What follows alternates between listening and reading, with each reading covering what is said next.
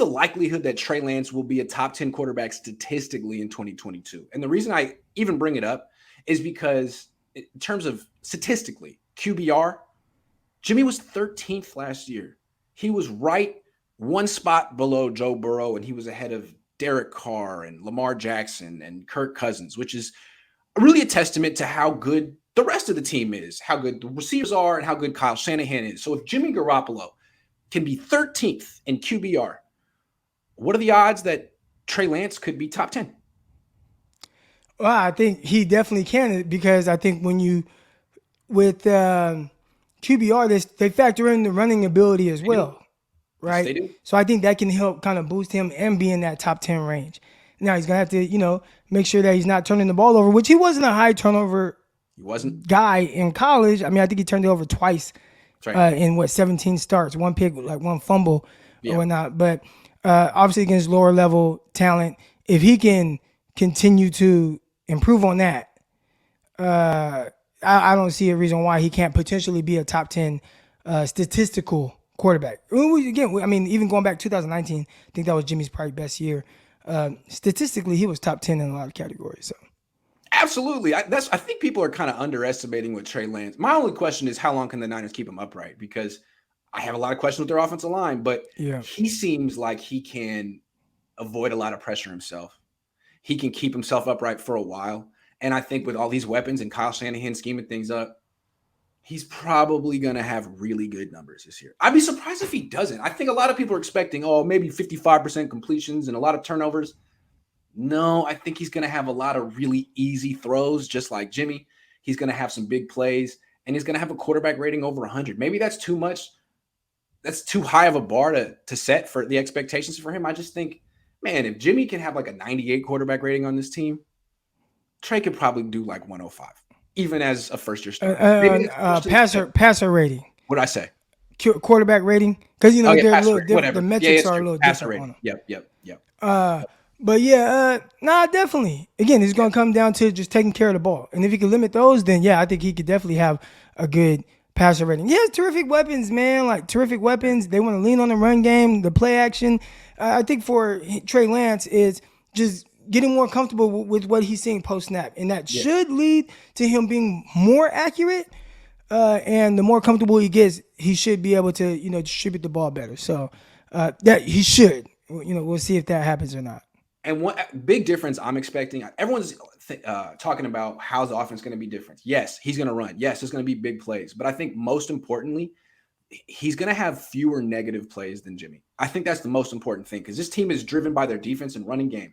Jimmy kills me. He's a game manager who throws a lot of picks, I think, and takes a lot of sacks. Both of them. I think you're going to see Trey Lance avoid a lot of sacks and be like among the league leaders in sack percentage in terms of the fewest. Like every year it's Brady. He gets sacked the fewest. But I think Lance is going to be top 10 in that statistic, and I think he's going to limit interceptions. I could be wrong, but that's what he did in college. So that's what I'm expecting to see in the NFL. Right. Or something similar to it, right? Yep. Like I'd say his interceptions over under at 9. That sounds about right. Yeah. So now RG3 through 5 his rookie year under Kyle Shanahan, but this is going to be a different offense. It's not going to be. Probably going to throw a little bit more than RG3 through that year. I'd say he's not going to run nearly as much as RG3. Right. RG3 was a different type of athlete. I mean, we're talking about a guy who ran a 4.3. They were definitely going to utilize his legs more.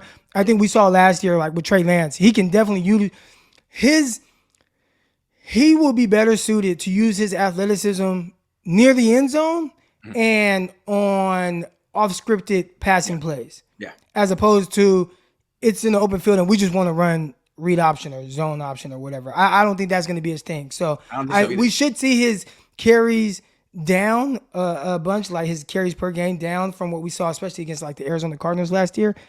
And if we can see more of what he did on the first play of the game, where had a free runner off the edge, he stepped up and ran for 15 yards. I think we'll see more of that version of him as a runner. Yeah, other quarterbacks who use their legs like that: Patrick Mahomes, John Allen, Dak Prescott. They avoid sacks. They keep plays alive. They don't necessarily run a ton of zone reads, but who cares? I mean, that's a play that you don't want to run 7 times in a game. I mean, unless you have Lamar Jackson. Otherwise, it's like, I'll run it a lot, but the quarterback's going to keep it once and it'll be for a touchdown from 7 yards out. It's going to be for a really big play. What you need is multiple scrambles for first down, multiple like plays where you avoid a free rusher. Lance can do that. And that's where he's going to get better. You talked about Jimmy Garoppolo, right? Mm-hmm. And some of the things where he's like not very good. But one area where Jimmy did excel for the most part was third downs. Yep. And that contributed to moving the chains a lot. Right. And that's an area where definitely Trey. He was never that guy who would check it down and just walk off the field like Alex Smith. Right. Make the throw. Yeah. Right. And there are a lot of people like Jimmy Garoppolo check down. I'm like, he's not really checking down. He just throws short passes. Yeah. So if Trey Lance can get that part down, right, like starting to be more efficient on third downs, I think that's where you start to see him really kind of take off as a quarterback because he wasn't good on third downs last year. True. And what's interesting is Jimmy kind of has like a whole screw it attitude where it's 3rd and 7. I'm throwing it 8 yards. And if there's 8 defenders in the lane, who cares? Like, I'm going to thread the needle and he's got to make the catch. Trey's cautious.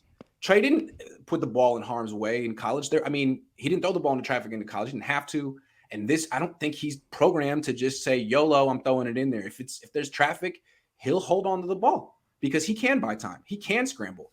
And maybe that's a good thing. I think I'd rather have a quarterback who can extend the play than a guy who just has to force it in there in 2 seconds. But we'll see if it translates for Trey Lance. He could be a failure. I have no idea. I think he's going to be really good. We'll see. We shall see. Yeah. I'm excited though, and I would say, I don't want to use the word cautiously optimistic. That's not what I am. I think I understand what's going to go into his development, and that I'd assume that there will be some ups and downs, especially for a guy with as little experience as he has, just throwing the ball. Mm-hmm. But I feel like those are things that we should start to see him improve on throughout this season and definitely heading into year 3. Ben Meyerson has a good comment before we leave. He says, Trey Lance tied Josh Allen for the best pressure to sack percentage. That's an interesting stat. I was looking at sack percentage, but so much of that depends on the offensive line and the scheme and everything. But that's an interesting, that kind of like isolates what a quarterback is in control of. Once the pressure's in your face, how often do you go down? And it's what I like about Lance is not only does he have the quickness of a much smaller person, but he's freaking strong. And he can do the kind of things that Josh Allen does, young Ben Roethlisberger did, is just shrug people off. If you're coming in with just an arm tackle, you're probably not going to sack Trey Lance. Whereas Jimmy Garoppolo might have sacked himself already. I mean, we've seen him do 3 pirouettes in one pocket. I'm sorry, Jimmy. You're still on the team. I got to take these shots. I'm so sorry. Yeah, Jimmy. Yeah, Trey Lance, he's definitely more twitched up than I was expecting to see. Yep. He has the twitch, just not really the like acceleration like that, or like the ability to really run away from guys. But I remember there was a 4th down play against the Seahawks in that game that he played that second half, and 4th down and 10, and he like dodged a guy, moved, and then kind of did a little shimmy in the open field and ran and got the first down. And that's a different element that he's going to get, and the more comfortable he gets in just the offense or just playing quarterback, the more I think you'll see that aspect of his game take off.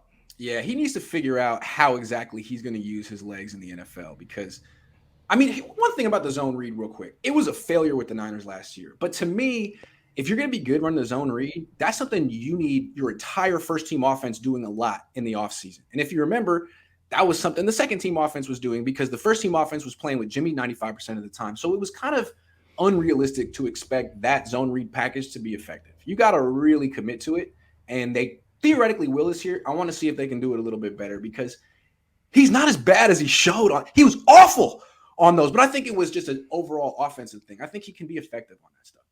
Yeah, just figuring out he'll get that right. But again, I don't think the Cowboys. I mean, the Cowboys. I was thinking of Dak Prescott because I think like Dak Prescott, I would assume that that's more of how they want to utilize him in the run game. Yep. Dak Prescott very seldomly runs the ball, and he will pull at times. But when he pulls, it's almost like, oh, he kept it, right? And then he takes off. And I think 49ers need to get to that point with Trey Lance where it's like, oh, he kept it. Right. Unless it's like in the red zone. Now, that's when I expect him to really kind of make his money as a runner. And he'll start making an impact as a with the ball in his hands beyond the line of scrimmage. But still, I think as a quarterback, the two most valuable ways you can use your legs is to escape pressure and to extend the play to use your arm, because avoiding sacks is huge. And once you get outside the pocket, if you can make throws from there, that's where the big plays are. Because to me, and that's where now that's I'm excited to see that, because I think that's something where, and I was talking to my guy, QB guru, Greg Pinelli, and we were talking about Trey Lance and kind of the expectations of him, and I'm like, I don't expect him to just be super comfortable as this pocket quarterback, but I think almost like maybe not to this extent, but what I saw from Patrick Mahomes in his second year, right? That first year he played, where it wasn't just, I'm just doing full field reads. Well, nobody really does like full field reads, but I'm just going through all my progressions and then making a throw. Oh no, like it was, okay, Travis Kelce, that's my read. Not there. Let me move out. Okay, I got Tyreek Hill. Let me throw it as far as I can. Bombs away, right? And then you saw all these special plays. And we saw some of that from Trey Lance. Maybe it didn't result in him pushing the ball down the field, but Houston Texans, they had double slants on. He looked at it, didn't quite like it, moved around, rolled out to his right, threw a first down to Brandon Ayuk. Hell, his first attempt as a 49er in the preseason, he did that, where they had those deep curls. He didn't like it. He rolled out right, threw a strike to Ayuk, but Ayuk dropped it. Remember, that was his first pass. He has the ability to do those things. And I think early on, we'll see him, I don't want to say make a living off of that, but I think you'll see that more this year than you will probably in the next 2 years. But that's an area where I feel like it's actually going to probably be exciting, because I think there's going to be some big plays that come off of that.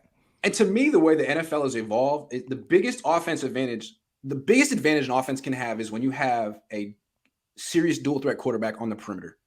Like, I think the defense has a lot of advantages when the quarterback's in the pocket, unless the quarterback's Tom Brady. But once you get Josh Allen, Patrick Mahomes, Justin Herbert outside the pocket, defense is fucked. I mean, they're like basically like holding on for dear life at that point. And even if they don't get the big play with their arm, they can run for a first down. And I think that's why I like Trey Lance. Like, who cares about the zone read? He can get some touchdowns off of that play, but once he breaks the pocket, he's so quick with in his drops. He's so quick to just bootleg out. I think he's gonna have teams at his mercy unless he's horribly inaccurate. But I didn't see that. In fact, he looks very accurate. It's just the ball flutters a little. Well, you've seen him now.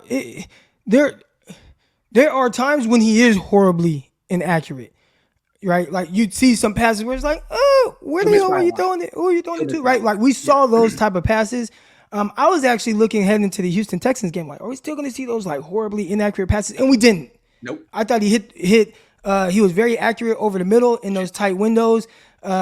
He was hitting guys. He hit Debo on the slant. He hit Ayuk on the slant. Like, I thought he was much more accurate. So if we continue to get that version of him, I don't think anybody's going to be worried about 70% of his throws in that game. I mean, very efficient. People don't talk about it, but and then you've seen him in OTAs, and I know a lot of people are like, "Oh, OTAs, it doesn't mean much. Like, who cares? Everybody look," and it's like, no, like, these are things that we want to see from Trey Lance, because we just talked about his ability to potentially make plays off script, right? Well, in 7-on-7 OTAs, you don't have the luxury to try to make those type of plays. You have to play from the pocket. So if he can start to become more efficient in 7-on-7, something as simple like that, especially for a guy who doesn't have a lot of reps, then hey, that's a good thing, right? It's okay, he's heading in the right direction. And okay, let's continue to work on that when the live bullets are flying. That's right. I mean, I know it's just practice, but what he just did in OTAs and minicamp, I've never seen Jimmy do in practice. And that's why I've felt so strongly since last year that Trey Lance gives the 49ers their best chance to win. And I think that a lot of national reporters are kind of fading the Niners, thinking they're going to take a step back at quarterback. That's the wrong reason to fade this team. The reason to fade the team is because they got $24 million on the bench that they should be using elsewhere. I do think they're making a big-time upgrade at quarterback. I think the tough thing is how the 49ers are viewed. They're viewed as an NFC championship caliber team when they were a play or so away from not even going to the playoffs. True. So all season, man. Yeah. So the way that they're viewed as this, like, kind of, I don't want to say juggernaut, but people are like, oh, this is what they're, and I'm like, man, like, I was at that Rams game. It was. They're a win now team. They got to stick with Jimmy. Like, nah, they've stuck too long with Jimmy. It's time to move on. All right. Jimmy's quarterback rating in the fourth quarter in the playoffs is 19. You've had your chance. Can you like think of a basketball player who has who just totally exposed in the playoffs? I can't think. It was like Kyle Lowry. I think they say that about they call him playoff P. Paul George. He is a better athlete than Jimmy Garoppolo, hands down. I'll take playoff P over playoff Jimmy. Playoff Jimmy, that's a bad quarterback. Yes. That is a very bad quarterback. Playoff Jimmy. Regular season Jimmy, he does a lot of things very well. Playoff Jimmy, not good at all. He's bad. In the NBA, you are what you are in the playoffs. If you're really good in the regular season, but you can't get out in the first round, that's your legacy, that's your reputation. In the NFL, not as much, but I think it should be.